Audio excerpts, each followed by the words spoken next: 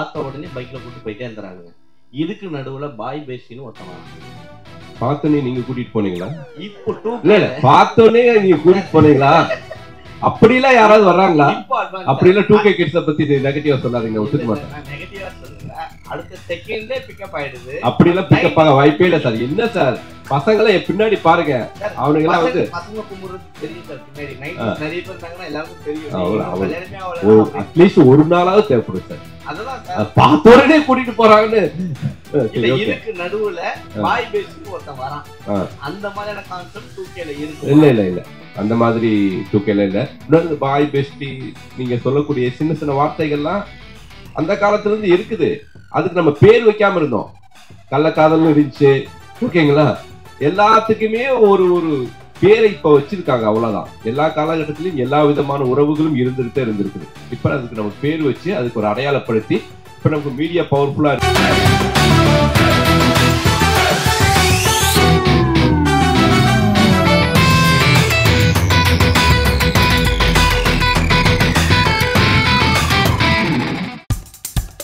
இப்போ நம்ம என்டர்டெயின்மெண்ட் ஆக போகுது plus.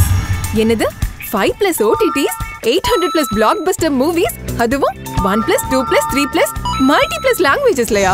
Exclusive movies, brand new web series, இன்ட்ரெஸ்டிங்கான ஷார்ட் மூவிஸ். வாவ், இதுல இவ்ளோ பிளஸ் இருக்கா? இதுல இருக்க ஒரே ஒரு மைனஸ், அதுவும் நமக்கு பிளஸ் தான். மத்த எல்லா OTT-ய விட மைனஸ் பிரைஸ் இல்ல, அதுவும் ஒரு நாளுக்கு ₹1 தான். OTT Plus டவுன்லோட் பண்ணி நான் என் சந்தோஷத்தை பிளஸ் ஆக்கிட்டேன். அப்ப நீங்க OTT Plus, இது ஆல் இன் ஒன் ஆப். உடனே டவுன்லோட் பண்ணுங்க. OTT Plus, இதுல எல்லாமே பிளஸ். இந்த படத்துல அப்படி அந்த ட்ரெய்லர்ல வரல. காதல் வர்றதுக்கு முன்னாடி ஒரு ஹியூமனா காமன் தான் ஃபர்ஸ்ட் வரும். அது ஆதாம் ஏவாள் காலத்துல இருந்தே அதுதான். அதுதான் நெகட்டிவ் பிளஸ் பாசிட்டிவ்ங்கிறதே. எந்த பொண்ணா இருந்தாலும் காதல், ஒரு பொண்ணு மேல காதல் வர்றதுக்கு முன்னாடி ஒரு க்ரஸ், ஒரு காமமோ அது வந்து அதுக்கு அது வந்து நீங்க க்ரஸ்ன்னு சொல்லலாம். அது உண்மையான வார்த்தை, அது காமம் தான். காமத்துக்கு அப்புறம் தான் காதல் வரும், காமத்துக்கு அப்புறம் தான் கல்யாணம் நடக்கும்.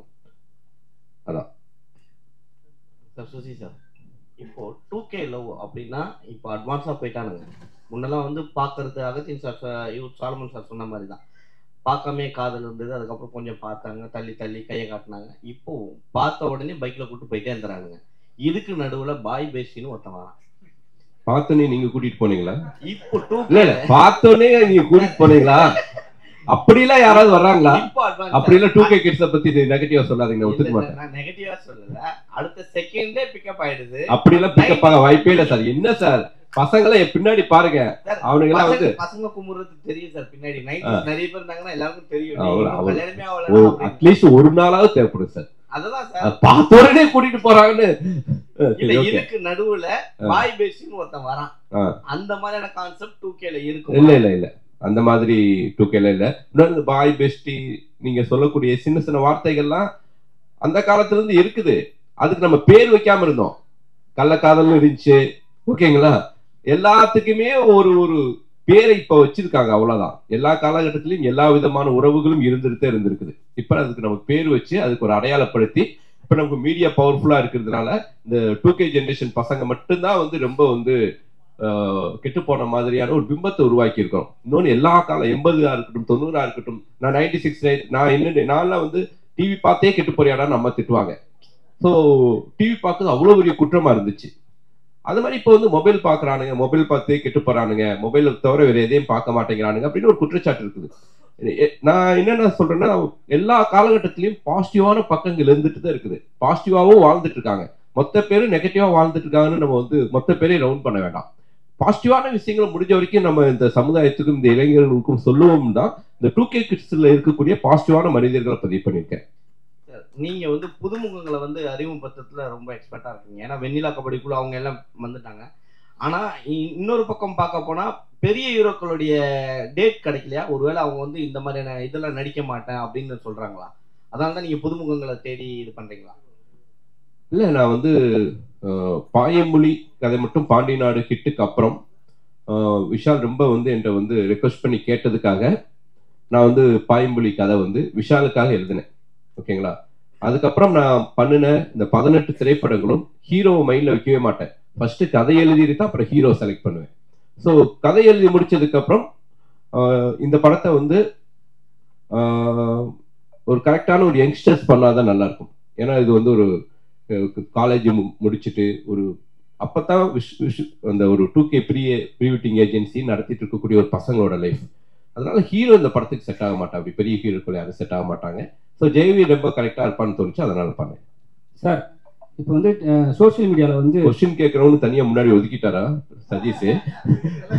சார் இல்லை சார், நான் இங்கே வரது சார் 2K கிட்ஸ். இப்போ வந்து சோசியல் மீடியா பார்த்தீங்கன்னா 2K கிட்ஸ், 80 கிட்ஸ், 90 கிட்ஸ் சரிங்களா? அவங்க ரெண்டு பேருக்குமே ரெண்டு பேருக்குமே வந்து பெரிய பிரச்சனை போயிட்டு இருக்கு. நீங்க வந்து லவ் பண்றீங்களா, நாங்க லவ் பண்றோமா, யார் ஃபர்ஸ்ட் கல்யாணம் பண்றான்னு சொல்லிட்டு ஒரு விஷயம் போயிட்டு இருக்கு. இப்போ வந்து நீங்க 2K படம் எடுத்திருக்கீங்க. ஸோ 80 கிட்ஸ்க்குலாம் வந்து இதை வந்து ஏத்துப்பாங்களா? 80s 90sல ஏத்துக்குவாங்களான்னு கேக்குறீங்களா? நான் அந்த 80s 90sக்கு ஏத்துக்கிற மாதிரி நான் இந்த படத்துல கிளைமேக்ஸ் வச்சிருக்கேன். இந்த படமே 2K கிட்ஸுக்கு பத்தின லைஃப். ஆனா இந்த படம் யாருக்கான படம் அப்படின்னா 80s 90s ஓட பேரண்ட்ஸுக்கான திரைப்படம் இது. அதான் 2K பசங்களுடைய லைஃப், அவங்களுடைய லைஃபை பதிவு பண்ணியிருக்கேன்.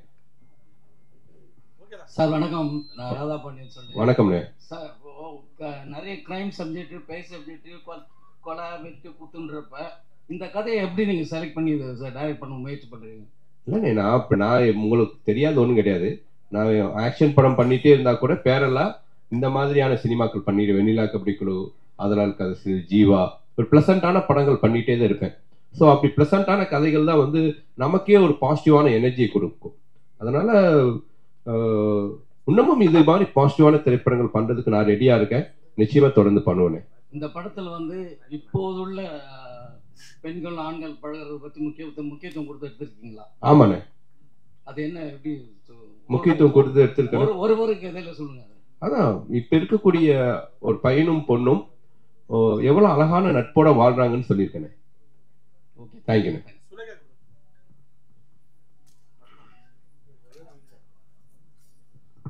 சார், காலேஜஸ்ல ப்ரமோட் பண்ண போறீங்கன்னு சொல்லியிருந்தீங்க. அது ப்ரீ ரிலீஸா பண்ண போறீங்களா, இல்ல ஒவ்வொரு காலேஜுக்கும் தனியா டிக்கெட் வாங்கி அந்த மாதிரி கொடுத்து அந்த மாதிரி பிளான் பண்ணிட்டு?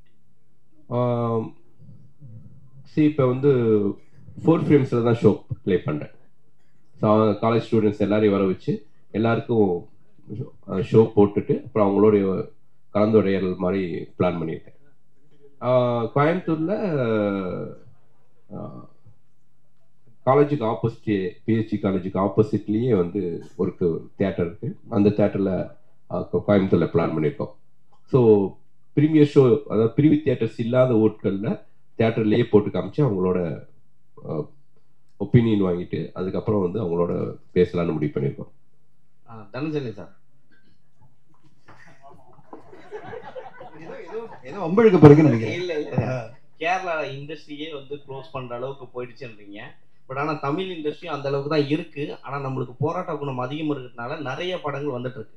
பட் ஆனா ஒரு படம் ரிலீஸ் ஆனதுக்கு எல்லா படமும் இப்போ நிறுத்தி வச்சிருக்காங்க. எந்த தயாரிப்பாளரும் இயக்குனர் சங்கம் யாரும் குரல் கொடுக்கலையே. அப்படி இருக்கும்பொழுது சினிமா எப்படி வளரும்? ஒன்று சொல்றேன். இப்போ இந்த வருஷம் பாத்தீங்கன்னா புது படங்கள் ஆரம்பிக்கிறதே கம்மி ஆயிடுச்சு.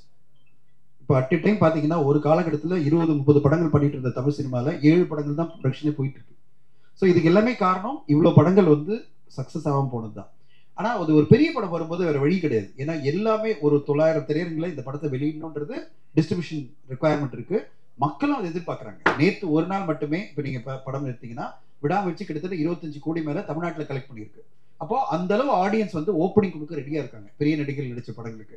ஆனால் அதே ஒரு சின்ன படம் வரும்போது ஆடியன்ஸ் வந்து செலக்டிவாக பார்க்குறாங்க. அந்த செலக்டிவாக எப்படி பார்ப்பாங்கன்னா நீங்கள் என்ன சொல்கிறீங்க வச்சு தான் பார்ப்பாங்க. ஊடகங்கள் என்ன சொல்லுது, படத்தை பற்றி படம் ஃபர்ஸ்ட் பார்த்த ஊடகங்கள் என்ன சொல்கிறாங்க, அடுத்ததா ஃபர்ஸ்ட் ஷோ பார்க்குறாங்களே அவங்க எப்படிப்பட்ட ஒப்பீனியன் கொடுக்குறாங்க வச்சு தான் அடுத்த கட்டமாக ஆடியன்ஸ் வராங்க.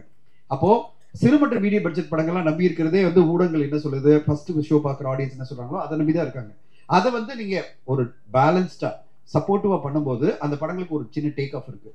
பெரிய நடிகர் நடித்த படத்துக்கு அது பிரச்சனையே கிடையாது. எதிர்பார்ப்பு இருக்கிற படத்துக்கு பிரச்சனையே கிடையாது. ஆடியன்ஸ் உள்ளே வந்துடுறாங்க.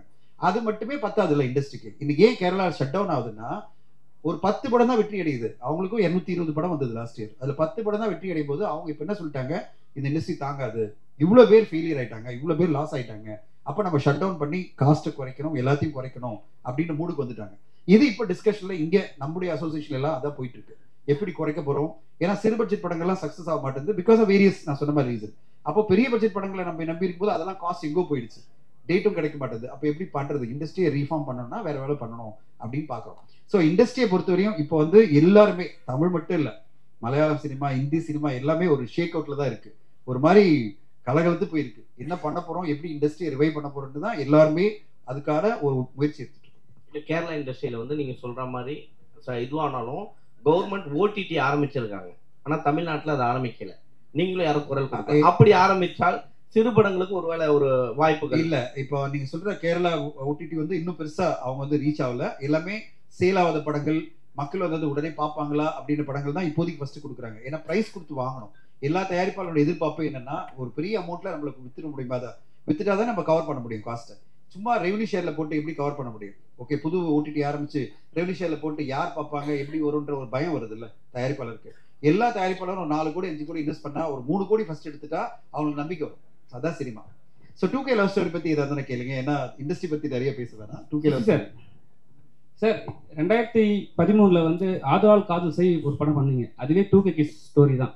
ஸோ இது எந்த விதத்தில் மாற்றமா இருக்கும்? ஏன்னா நிறைய படம் நீங்க லவ் ஸ்டோரி பண்ணிட்டீங்க, இது எப்படி இருக்கும், புதுசா இருக்கும்? ஆனால் உங்களை தொடர்ந்து கேள்வி கேட்குறவங்க 2K லவ் ஸ்டோரி பற்றி கேளுங்க. ஏன்னா ஒரு 10 நிமிஷத்துல பேசிட்டு நம்ம எல்லாம் கிளம்பிடலாம், மற்ற கேள்விகள் வேண்டாம். ஏன்னா ஒரு 2 ப்ரொடியூசரை கூட்டிட்டு வந்தேன் நான் படம் பண்ணலான்ட்டு. ரைட்டா தனஞ்சயன் சார் பேசுறதுல பதட்டமாயிட்டாரு. ரொம்ப ரிஸ்க் அதிகமா இருக்கும் போல தெரியுது. நான் இப்ப யோசிக்கிறேன், இந்த ப்ரொடியூசரை கூப்பிடாம இருந்திருக்கலாமோ. வெங்கடேசன் சார் எந்திரிங்க சார் தான். எனக்கு என்ன சார் தெரியும், பாசிட்டிவான விஷயங்களை பேசுறது தான் படமே எடுக்கிறோம். சரி, ஓகே, எனிவே சார் பயப்படாதீங்க, நான் இருக்கேன், டோன்ட் வரி.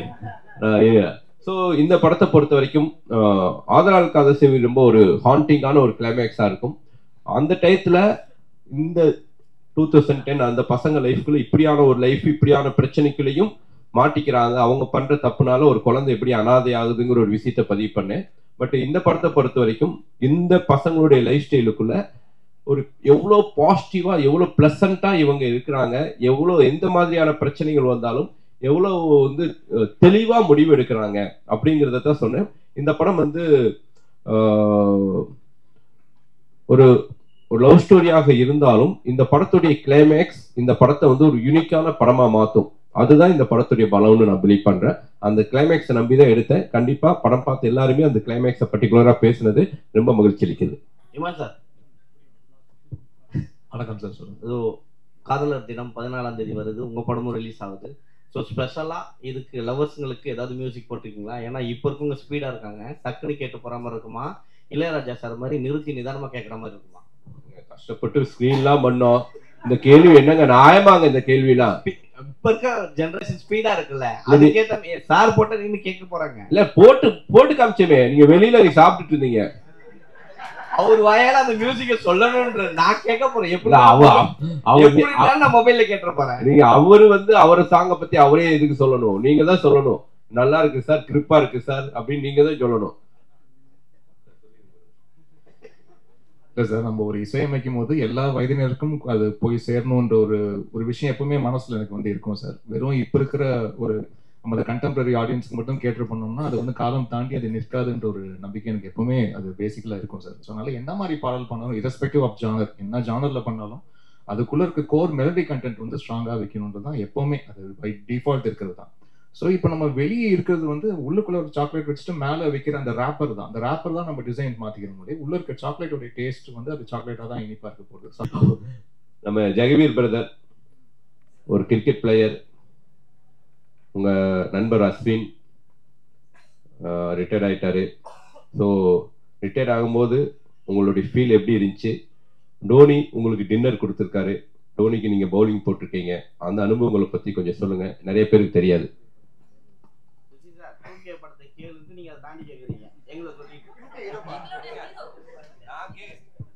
ஹீரோ யாரு அப்படின்னு உங்களுக்கு தெரியணும் இல்லைங்க, இவரை பத்தின அறிமுகம் எனக்கு வேணும். அப்பதான் சரி கரெக்ட் தான், இருந்தாலும் வந்து நான் மன்னிப்பு கேட்டுக்கிறேன். ஓகேங்களா? உங்களுக்கு என்ன தோணுதோ சொல்லுங்க பிரதர்.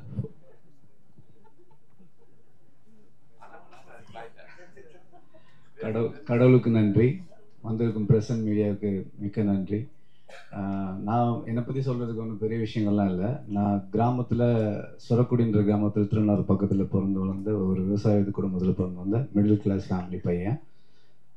அங்கேருந்து ஆஸ் யூஷுவல் எல்லா நம்ம இந்தியாவில் வளர எல்லா பசங்களும் இருக்கிற மாதிரி கிரிக்கெட்லேயும் ஒரு ஆர்வம் இருந்தது, சினிமாலேயும் ஆர்வம் இருந்தது. சின்ன வயசில் கிராமத்தில் நிறைய ஸ்டேஜில் டான்ஸ் ஆடி அதுலேருந்து வர கிளாப்ஸு அங்கே தூக்கிட்டு போய் கொண்டு வந்து விட்ட விஷயங்கள் வந்து மனசில் ஆழமாக பதிஞ்சிருந்தது. ஸோ கிரிக்கெட்டும் ஃபாலோ பண்ணி போயிட்டு இருந்தேன். சினிமா சைட்லேயும் ஒரு ஆசை இருந்துச்சு. ஆனால் சினிமா சைடில் வர்றது வந்து அவ்வளோ ஈஸியான விஷயம் இல்லை. கிரிக்கெட் ஆனால் நீங்கள் விளாண்டுட்டே இருக்கலாம் ரெகுலராக, அதை நான் பண்ணிகிட்டு இருந்தேன். அப்புறம் குடும்ப சூழ்நிலை காரணமாக நான் எனக்கு கீழே தம்பி தங்கச்சிலாம் இருந்தாங்க. அந்த ரெஸ்பான்சிபிலிட்டி காரணமாக நான் கிரிக்கெட் மட்டும் படிச்சுட்டு படிப்பில் கவனம் செலுத்த ஆரம்பித்தேன். ஆஸ் யூஷுவல் எல்லா மிடில் கிளாஸ் ஃபேமிலியும் சொல்கிற மாதிரி +2 முடிச்சிடு, அடுத்து டிகிரி முடிச்சிடு, அடுத்து ஒரு வேலையை வாங்கிடு அப்படின்னாங்க. அதுலேயே என் வாழ்க்கை போயிடுச்சு மோஸ்ட்லி. கடவுள் புண்ணியத்தில் நல்ல வேலை கிடச்சி ஆஸ்திரேலியாவில் போய் செட்டில் ஆனேன். அங்கே ஆனால் கிரிக்கெட்டை விடாமல் தொடர்ந்து விளாண்டுட்டு இருந்ததுனால நேஷ்னல் பி டீம் வரைக்கும் விளாண்டுட்டு இருந்தேன். அப்போ இந்தியா டீம் வரும்போது அந்த டீமுக்கு ஆப்போனண்ட்டாக ப்ராக்டிஸ் மேட்ச் விளாண்டேன்.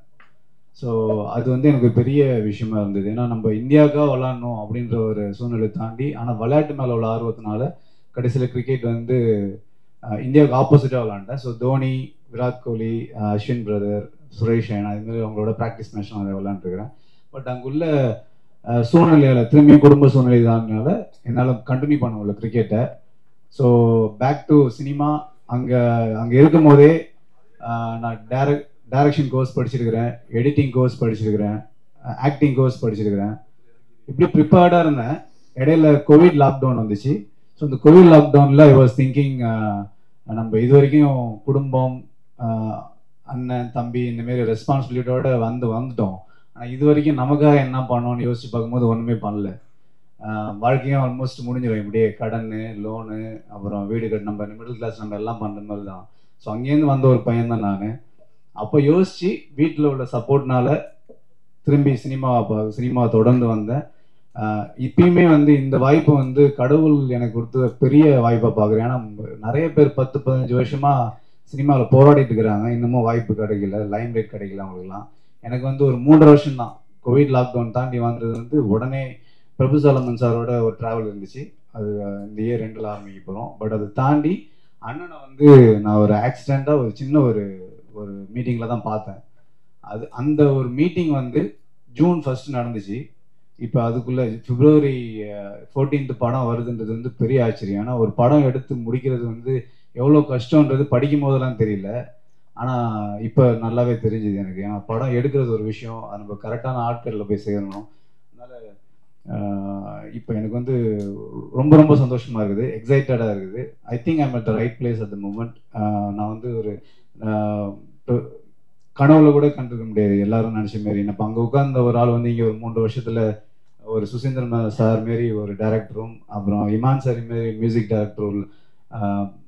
டைரக்டர் பண்ணி அது அவங்க மூலியமாக லான்ச் ஆகிறது வந்து எத்தனை பேருக்கு இப்படி ஒரு வாய்ப்பு கிடைக்குன்னு கிடைக்கல தெரியல.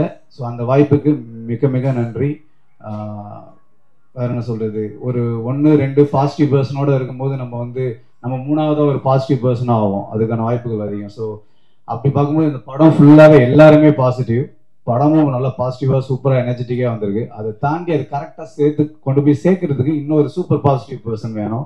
அதுக்கு தான் தனஞ்சயன் சார் வந்தார். ஸோ அதோட ரிஃப்ளெக்ஷன் இப்போ நம்ம பார்க்கலாம். நம்ம கடைன்னு இப்போ நிறைய ப்ரொமோஷன் மீடியாஸ் எங்கே இப்போ தான் நடந்துட்டு இருக்குது. ஸோ எனக்கு ரொம்ப நம்பிக்கை இருக்குது. இந்த படம் வந்து பிரபு சாலமன் சார் சொன்ன மாரி நட்புக்கும் கற்பு இருக்கு அப்படின்றது தான் ஒன்லைன். இது நீங்கள் பார்த்துட்டு கண்டிப்பாக சொல்லுங்கள், தரவாக என்ஜாய் பண்ணுவீங்க. எல்லாருமே ஃபர்ஸ்ட் படம் மாரி இல்லாமல் நல்லா நடிச்சிருக்கிறாங்க. ஓல் யூனிட்டே இதில் பாசிட்டிவாக இருந்ததுனால படமும் பாசிட்டிவாக பிஸியாக வந்திருக்கு. ஏதாவது தவறாக சொல்லியிருந்தா மன்னிச்சிருங்க. நன்றி. ஆக்சுவலி கிரிக்கெட் பிளேயர்லேருந்து எப்படி 2K லவ் ஸ்டோரி ஹீரோ ஆனேன்னு கேட்டிருக்கணும் கொஸ்டின். அப்படி வந்து கொஸ்டினை கனெக்ட் பண்ணியிருக்கணும். ஸோ என்னுடைய கதாநாயகிட்ட ஏதாவது கான்ட்ரவர்சியான கேள்விகள்? சரி, ஓகே மீனாட்சி, இது உங்களுடைய தேர்ட் ஃபிலிம். எனிவே இது வந்து ஒரு 2K கிட்டா நீ இந்த படத்தில் நடிச்சிருக்க. இந்த படம் பார்த்து முடிச்சதுக்கு அப்புறம் என்ன ஃபீல் பண்ணீங்க? எல்லாருக்கும் வணக்கம். முதல்ல சார் வந்து கதை சொல்லும்போது கதை சொல்லி முடிச்சிட்டாரு. சார் கதை பேர் என்ன சார் அப்படின்னு கேட்டேன். 2K லவ் ஸ்டோரி அப்படின்னாரு. சார் உங்க கதை தானா சார்? எப்படி சார் உங்ககிட்ட இருந்து ஒரு ஏன்னா ரொம்ப ப்ரீஸியா எனக்கு ரொம்ப கனெக்ட் பண்ண சார்.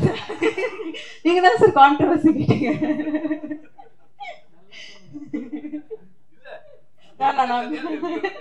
ஏன்னா சார் எப்பவுமே வந்து ஒரு வில்லேஜ் சப்ஜெக்ட், ஆதலால் காதல் சேவை, ஜீவா எல்லாம் ஸ்போர்ட்ஸ் ஜானர் எல்லாமே வந்திருக்கு. But it was such a young film.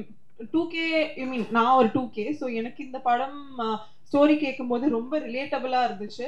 So அதனால வந்து சொன்னேன் சார். சாரி. பட் ஐயோ ஏங்க மைக் கொடுத்தீங்க? இந்த படத்துல நடிச்சதுல ரொம்ப சந்தோஷம். அண்ட் சுசி சாரோட 3வது படம். எல்லா படத்துலயும் ஃப்ரம் தி பிகினிங் சார் படம் பார்த்து இருக்க. அந்த படத்தை நீ படம் பார்த்ததுக்கு அப்புறம் என்ன ஃபீல் பண்ணி क्वेश्चन கேட்டேன். என்ன படம் பார்த்து என்ன ஃபீல் பண்ணேன்னா it's very very colourful, breezy and ரொம்ப நாள் ஆச்சு ஒரு படம் ரொம்ப லைட் வெயிட்டடா. ஃபர்ஸ்ட் ஹாஃப் ஜாலியா போச்சு. செகண்ட் ஹாஃப் சுசி சாரோட ஸ்ட்ரெங்க் நான் நினைக்கிறேன் காமெடின்னு நினைக்கிறேன். அது படம் த்ரூ அவுட்டா இருந்துச்சு, ரொம்ப என்கேஜிங்கா இருந்துச்சு. அண்ட் Feb 14 அன்னைக்கு வந்து it's a perfect film to watch. So கண்டிப்பா நீங்க எல்லாரும் February 14 வந்து படத்தை பார்க்கணும், சப்போர்ட் பண்ணணும்னு கேட்குறேன். தேங்க்யூ. நன்றி. சோபி மாஸ்டர் ஃபர்ஸ்ட் விட்டு கொடுத்து போடா சாங் மாஸ்டர் 3 நாள்ல சாங் பண்ணணும் மாஸ்டர் அப்படின்னு கோயம்புத்தூர் கூப்பிட்டு வந்தேன். அவர் கூட்டிட்டு வந்துட்டு லொகேஷன்லாம் பார்த்தாரு. ஏன்னா அதாவது எக்ஸலண்டா இருந்துச்சு. இந்த படத்துக்கு மிகப்பெரிய இந்த சாங்க்கு பணம் வந்து கோயம்புத்தூர் லொகேஷன் மேனேஜர் மனோக்கு என்னுடைய நன்றி. அற்புதமான லொகேஷன்ஸ் காமிச்சாரு. ஒரு பெரிய செட்டு போட்ட மாதிரி இருந்துச்சு. ஸோ சோபி மாஸ்டர்கிட்ட 3 நாள் பண்ண சாங் பீட்டு கேட்டோடனே, சார் இந்த புது பசங்களை வச்சுட்டு 3 நாள் எடுக்கிறதுலாம் ரொம்ப கஷ்டம் சார், பேசாம என் அசிஸ்டன்ட் வச்சு எடுத்துலாமான்னு கேட்டாரு. தயவு செஞ்சு மாஸ்டர் எனக்கு நல்லா வரணும் அவ்வளோதான் அப்படின்ட்டு மாஸ்டர்கிட்ட சொல்லி அதை சாங் ஷூட் பண்ணோம். ஃபாரஸ்ட் சாங் வந்து மொத்தமாவே மாஸ்டர் வந்து ஒரு அந்த சாங்க்கு நான் மைண்ட்ல விஷுவல் நான் நினைச்சு பார்க்க முடியாத ஒரு விஷுவலை கொடுத்தீங்க. அது எப்படி மாஸ்டர்? எனக்கு அந்த கொஸ்டின் நான் கேட்கணும்னு நினைச்சேன். சரி, உங்கள்ட்ட ஏதாவது கொஸ்டின் கேட்க சொல்லியிருக்காங்க, தயவு செஞ்சு ஏதாவது பதில் சொல்லிருங்க. அப்படிலாம் வித்தியாசமெல்லாம் யோசிக்கல சார். நீங்க பாரஸ்ட்னு சொன்னீங்க, சரி பார்த்தா அங்க என்ன இந்த சாங்க்கு அந்த இடத்துல எப்படி செட் பண்ண முடியும்னு. ஆக்சுவலி நம்ம காஸ்டியூம்லாம் வேற ஒன்று தைச்சிட்டோம் இல்லை சார், வேற ஒரு காஸ்டியூம் ரெடி பண்ணிட்டாங்க. பட் அந்த இடத்துல நமக்கு நாங்க பார்க்கும் போது அந்த ஃபாரஸ்ட்டுக்கு விஷுவலாக நம்ம சவுண்டாக ஒன்று கேட்போம்ல, அந்த கதையும் வரணும், சேம் டைம் வந்து ஒரு அதுவும் ஒரு கிட்டத்தட்ட ஒரு ப்ரீ வெட்டிங் ஷூட் மாதிரி தான். ஸோ அந்த கான்செப்டை பேஸ் பண்ணி வேற என்ன நல்லா இருக்கும் விஷுவலாக, இந்த இடத்துல எந்த காஸ்டியூம் தான் நல்லா இருக்கும்னு சொல்லி அப்புறம் அங்கே எமர்ஜென்சியாக ஒன்று அவசரமாக ரெடி பண்ணி ஒன்று பண்ணோம். மற்றபடி இதில் ரொம்ப இது பயங்கர ரொம்ப கஷ்டமான கேள்வி கேட்குறேன். சுசீந்திரன் சாரோட நீ எத்தனாவது படம் பண்றீங்க? இது கணக்கே இல்லை எனக்கு தெரிஞ்ச. அது அவரு எவ்வளவு தெளிவா 90 சொன்னாரு, இப்ப நீ சொல்லியே ஆகணும். அது நான் அப்படியே கணக்கு வச்சுக்கலையே. ஆல்மோஸ்ட் வந்து 95% ஃபிலிம்ஸ் சார் பண்ணதுல எல்லாமே எனக்கு தெரிஞ்சு. ஆமா 95% ஃபிலிம் சார். ஆமா ஆமா ராஜபட்டல் ஆரம்பிச்சா இது வரைக்கும் எல்லா படத்துலயும் எல்லா சாங். இப்போ உங்க என்டர்டெயின்மெண்ட் ஆக போகுது plus 5+ OTT 800+ blockbuster movies 1+, 2+, 3+, multi+ languages, exclusive movies, brand new web series, interesting ஆன short movies, இப்படி நிறைய பிளஸ். வெயிட் இதுல மைனஸ் ஒரு விஷயமும் இருக்கு. மத்த எல்லா ஓடிடிஸை விட மைனஸ் பிரைஸ்ல ஒரு நாளைக்கு ₹1 மட்டும்தான். உங்க சந்தோஷத்தை பிளஸ் பண்ண போற OTT பிளஸ் இப்ப உங்க கையில. உடனே டவுன்லோட் பண்ணுங்க. OTT பிளஸ் இது ஆல் இன் ஒன் ஆப். உடனே டவுன்லோட் பண்ணுங்க. என்டர்டெயின்மெண்ட்டை பிளஸ் பண்ணுங்க OTT பிளஸோட.